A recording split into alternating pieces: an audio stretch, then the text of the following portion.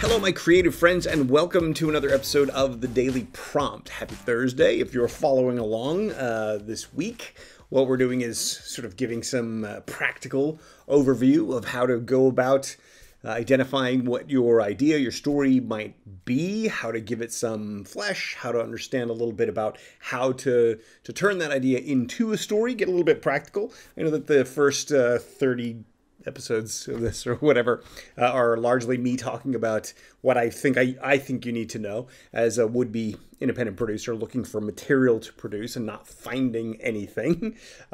Showed you how I reverse engineered the process and all that stuff. At the end of the day, for you to decide to join me in my adventure or not, I want to make sure that you have tools that you can start playing around with some of this stuff, that you can start developing your own projects. I've mapped out a little bit of, if you're new here, I've mapped out a little bit of how we can actually take advantage of this extraordinary moment in time, and you can create material for specific target audiences, how you can create lower budget material that can ultimately recoup without having even too big of an audience. And so it means that the kinds of stories that we can tell can be very targeted, can be very niche, don't have to be the big, broad, mainstream stuff anymore. And that I firmly believe that by doing that on the lower budget level, by doing that initially for a targeted audience, you can create something that then creates buzz, creates interest, demonstrates that you have the skills to grab eyeballs. And then with that, you'll be able to get those meetings with the big Hollywood studios. You're not coming in with a spec script like 10,000 other writers and saying, read my script, read my script, read my script, when they don't want to read your script. Instead, you will be coming in as someone who has demonstrated that you can tell a great story within limited production parameters. So what else have you got? And then you're ready to show them your big screenplay. So that's that's sort of where we are. What we've been doing this week, obviously talking about story, talking about characters, talking about opposition. Now, what I want to talk about today is basically the building blocks of story, the building blocks of how we're going to shape and craft our ideas into actual stories. And the main three building blocks that we have, at least this is the language that we're going to use in general in filmmaking, in screenwriting, are acts, sequences, and scenes. So overall, what is generally thought of as the Hollywood sort of formula is that quintessential 3-act structure. But an act is basically a collection of sequences that mark the major portions of the story. So the way the 3-act structure basically works is the first act coincides with the setup of the story. The second act coincides with the conflict of the story, or the sort of middle of the story. And then the third act coincides with the crisis, climax, and resolution of the story, or the end of the story. So it's beginning, middle, and end.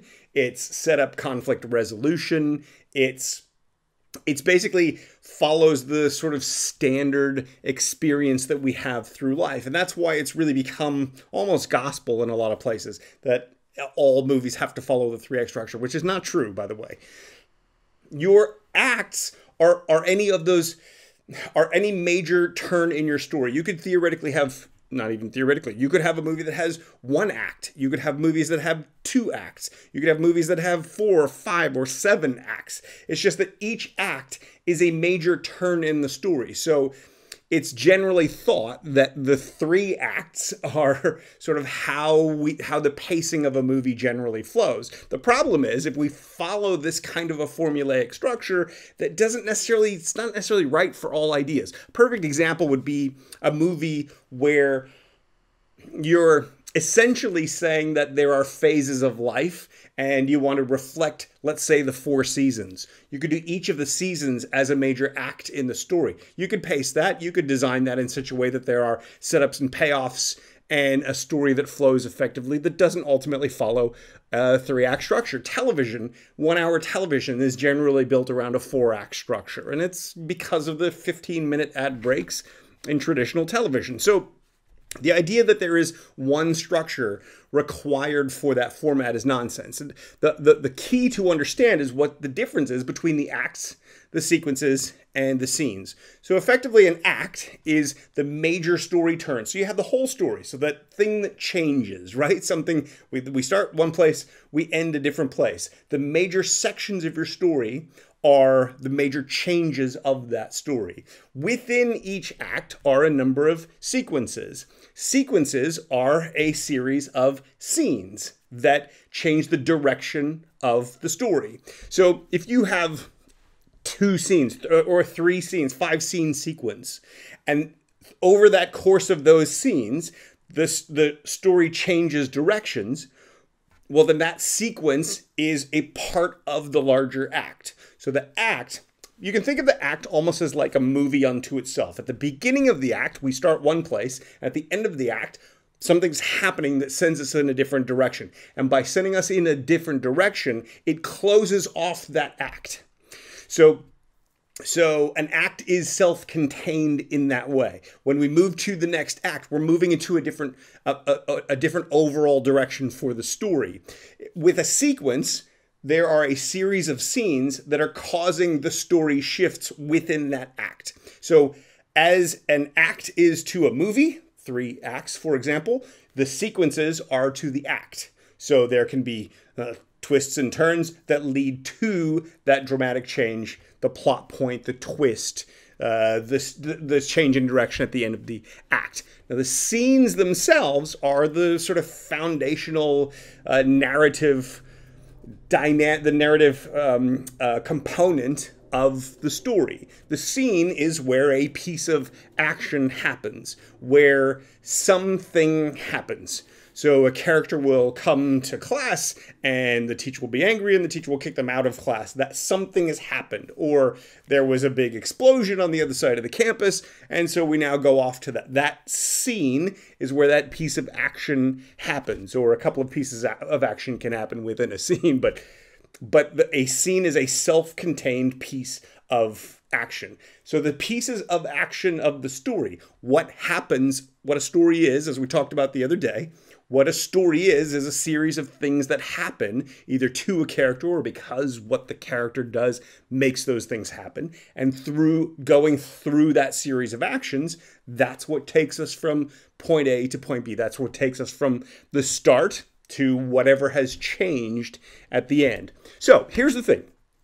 If you start using these basic fundamental building blocks of story, then you can start taking whatever ideas you have in your head already. You can start making note of those ideas and identifying, am I thinking about a scene, or am I thinking about a sequence, or am I thinking about an act, or am I thinking about a whole story? So if you have an idea for a character who goes through some sort of dramatic change, or a giant premise or situation, a person gets kidnapped in a foreign country, and now we have to find that person going along a world that the character doesn't know anything about. Well, that would be maybe the whole story, or is that just one of the acts? So a lot of times what I have found over the years, dealing with thousands of writers over the years, is often what you think of as your story would be better as maybe an act or maybe a sequence within a larger story. One of the great challenges that writers often have when they're trying to develop projects or trying to develop their stories is they think too narrow. They think too limited in scale and scope. And so a great exercise is to zoom in and zoom out on the idea that you have. Think of it not just as maybe a cool idea for a scene, but think of it as, is this actually part of a larger sequence?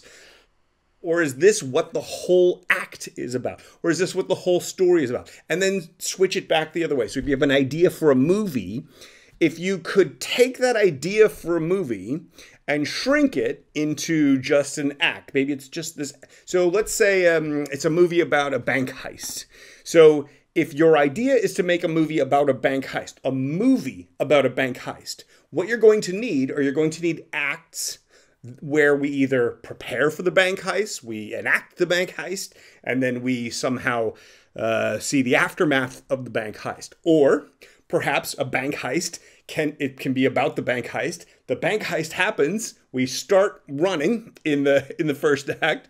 The second act becomes the aftermath of it, and then the third act becomes the consequences of the aftermath of it. Maybe the aftermath, the person's family got pulled into the whole thing, and then the brother got kidnapped or something, right? So the story takes on a different layer depending on where you place the idea that you have for the story that you have. So if you're only thinking of the one layer, right, of the movie idea that you have, if you keep your thinking on that one layer, you may be missing out on the even better story underneath. What I've found over the years is that the vast majority of writers are surface level. Here's one of the challenges, and I'm going a little off topic, but I think it's going to be valuable for you. One of the big problems is that we all watch entertainment. We all read the news. We all see what's happening in the world. And so because we're all sort of alive at this moment in time, we get a lot of the same input. And because we get a lot of the same input, we can often have a lot of the same ideas. If there's a rover that lands on Mars, well, then suddenly a bunch of people start thinking about stories of Mars, right? So a lot of the ideas for stories can end up being quite similar. There's this whole bizarre reality called parallel development, which is where people who have no contact with one another end up creating the same basic story. It's crazy. It's one of the reasons why producers and production companies often will have a zero submissions policy. Because if I'm already developing something and you send me a script that looks just like what I'm already developing, we run into immediate potential legal complications, right? So rather not even look at anything and just sort of go it alone than run that risk of having some writer go, hang on a second, I sent you this script and I can sue you for that, right? Now, obviously, plagiarism and somebody stealing someone's actual story, stealing someone's actual ideas is a bad thing. We're very much against that, obviously. The reality is, though, when I was looking for screenplays to produce in Australia about probably, I want to say, early 2000s, I got 4 different scripts in, all of movies about the Tasmanian tiger. And they were from 4 different parts of the country. There was no way the writers knew one another. And I thought, even if I liked one of these ideas, I would never go for it because well, the other 3 are certainly going to come after me, right? 3 of them had more or less a similar story plot line. The other one had quite a different plot line, so it would have been clear. Anyway, just the idea of making any movie about the Tasmanian tiger at that point, I was like, no, not going to do it. So not that the stories were ready at that point anyway, but my point is this. My point is, when you're thinking of your story ideas, when you're developing your project, understand that the first idea that you have is probably an idea that's accessible to lots of other people as well. Because ideas spark ideas. So the place that your ideas are coming from is your brain's interpretation of the events and the triggered by what's happening in your life and your experiences combined with your memories. And so the ideas that pop up in your head, the first ideas you have, are probably not going to be sufficient because other people will be able to have those ideas too. It's when you dig deeper, it's when you go further, it's when you explore your idea from these different zoom in, zoom out levels that you're going to discover your unique story idea. You're going to discover something that nobody has told before, or a story that it would be very hard for someone else to come up with and replicate because it's working on your unique window on the world, your unique vantage point, your unique perspective, but it's taking an idea further, right?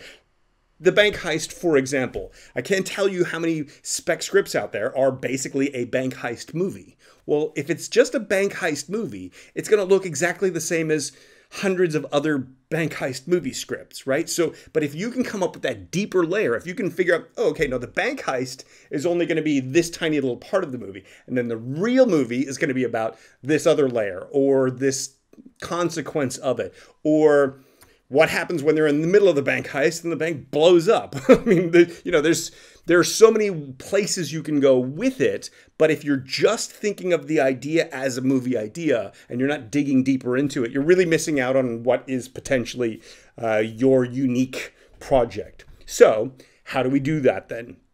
We basically take whatever ideas we have. If you have an idea for a scene, how does that work on the different levels? If you have an idea for a movie, if you have an idea for a character or a character's journey or a sequence within a story, if you imagine a sequence within a story, is that a whole act or is that just a sequence? So now the main difference between a sequence and an act is a sequence is a series of scenes, anywhere from 2 to, could be 10, 12 scenes, but it's a series of scenes that are one sort of arc, right? So the sequences, at the end of a sequence, we're moving in a different direction than we were before, but it hasn't closed out what the act is about. The act, at the end of an act, we move into another act. When we move into another act, we have closed that part of the story. It's no longer, that was to get us where we are now, and we're moving forward from here. A sequence is we're working within that, right? So it hasn't closed it off yet. So I'm trying to think if I can give you a quick analogy. I'm not sitting here working out analogies beforehand. So spontaneously, if we think about the bank heist, the sequence, there may be a sequence of scenes of the actual bank heist. There might be a sequence of scenes leading up to the bank heist, the preparation scenes, right? So the preparation, getting ready for the bank heist, starting the bank heist, and then the getaway of the bank heist. Those may all be within the act 1, where at the beginning we're talking about the bank heist, and at the end of the act we've completed the bank heist, and now we're into the consequences of it, right? So the ultimately, is something a sequence or is something an act? It depends entirely on what your story is. It depends on how you're piecing those building blocks together. So really the key to understand is that the scene is the core unit of action, the core thing. The guy walks into the room, they have the exchange, they go. That's the scene, right? The sequence is they go, they move, the car drives down the road to pick up this thing, they go over there to grab that guy, they move around, and the sequence is the preparation of it, right? So you have the scenes, you have the sequences, and you have the acts, and the acts add up to the whole story. The acts add up to that change over time, right? The acts ultimately are the main segments of the story itself. So really, how are we going to sort of turn this into a prompt for you? Depending on where you are in your project, you probably already have, if you've been working on a project for a while and you're using this to give you some ideas and inspiration before you start writing each day, you probably have a scene mapped out. You probably have sequences mapped out. You probably have your acts mapped out. You may have your whole story planned out. But if you don't, or if you just want to use this prompt today to sort of review them and think about moving those to different layers, if you're understanding what the principles that I'm putting across here. If you think about moving them to different layers, does that change the nature of your story? Does that help you achieve what your goal is more effectively? Does it help you put the point across to the reader or the audience? Are the scenes and the sequences working together? Are you adding enough variety in your scenes and sequences to create a fully fleshed out story, to give the audience what we talked about the other day, to give the audience that variety so that we're keeping them engaged throughout the story? That's ultimately, if you're already working on something, what your daily prompt is going to be for today, is to look at look at what you have, think about it in those building block terms, and think about what each of the scenes are and each of the components of your story are, and see if you can find new ideas or expanded ideas or more effective ideas for what you're trying to achieve or accomplish. If you're starting out and you don't have all this stuff yet, really take these ideas and swim with them. Really think about your story from an act perspective. How many acts do you need? Do you really need the 3-act structure story? Is there maybe a more effective structure that's going to work for you? We'll get into some structure talk later on. I'm a big believer that you should use the structure that's going to be most effective for your story. I'm a firm believer that we don't need the 3-act structure story for every situation, but that it is a very effective structure for a good chunk of the story ideas that we have. So I don't want to in any way disparage the 3-act structure. What I want to disparage is the idea that there is only the 3-act structure, okay? Or the hero's journey, for that matter. The hero's journey format is the hero's journey format. If your story is a hero's journey, perfect. But there's this whole world out there that seems hell-bent on making every story a hero's journey story, and it's just not. It doesn't have to be. Particularly now that we can create smaller movies. One of the big challenges that we always had historically was it was so expensive comparatively to make a movie that you had to make a movie that would appeal to the widest possible audience. Today, we have this extraordinary opportunity where we can make niche products. We can make a smaller stories that appeal to specific markets. In some cases, we can get very experimental. In some cases, we can get very avant-garde. We can create stories that buck the system, and it's important to be able to do that. It's important to understand, in order to master a traditional way of doing something, you also need to be able to know how to do the opposite of it. If all you can do is master that one traditional way, there's a word that that's not coming to me right now, but you're not really an expert at it. You're really just a specialist on this one thing, but you haven't actually explored other things, so you don't really know the nuances that are going to make this work. If you understand how to do a 3-act structure story and create avant-garde storytelling or nonlinear storytelling or any of a number of other potential ways to tell story, if you can understand both, then you understand how principles here don't apply to this, and it makes your understanding of the principles of this more powerful and more effective. So anyway, got off on a little bit of a side note there. At the end of the day, we need to make sure that we find the structure that's right for your story. We'll talk about structure a little bit later. But for now, the key to understand for this video anyway is to understand that there are some primary building blocks involved in storytelling. And as long as you understand that story is about that something changing, it is about going through a set of events, a set of scenes through which we see that dynamic happen, then you can begin to understand that the components of that, the acts narrowed down, the sequences within the acts, the scenes within the sequences.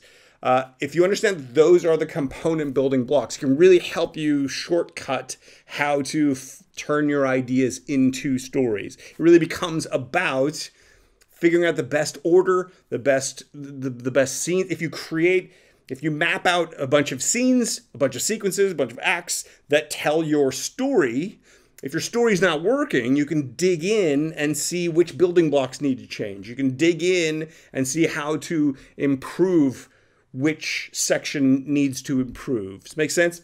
Getting perhaps a little bit ahead of myself. This is part of the challenge of doing this as a YouTube show. It's not really... I'm a big believer that if we go sequentially through this, I take you through the experience, we're going to get further faster. But at least now you have some tools that you can go work with today. So today's daily prompt, simple. If you're already working on something, look at what you're working on through this lens. If you're creating something new, take the ideas that you have, slot them into those building block places, experiment. Should this be bigger? Should this be smaller? Should I zoom into this level? Should I zoom out to that level? Acts, sequences, scenes. Figure out where your ideas go, and then you can start playing around with how to design and use them effectively. So that's today's daily prompt. Thank you so much for watching. If you're not subscribed, please click the subscribe button and the little bell to make sure you get notified. Please share this. Follow us on Instagram. We're going to be building the Instagram. We're building the Instagram this week. If all goes well, we'll have this up and running this week, today, tomorrow, something like that. Follow us on Instagram. Look us up on Twitter. Find us on Facebook. We're going to have a podcast version of this, which will be the audio version of these soon. Once we can manage the workload. But please share with your friends as well, or writing communities that you know of. Anybody who can benefit from this. I think this journey is wide open to us all, and I think we can all take advantage of it. So I hope that you will join me and stick around for all this. We've got a lot more in store. And thanks for watching so far. We'll see you tomorrow.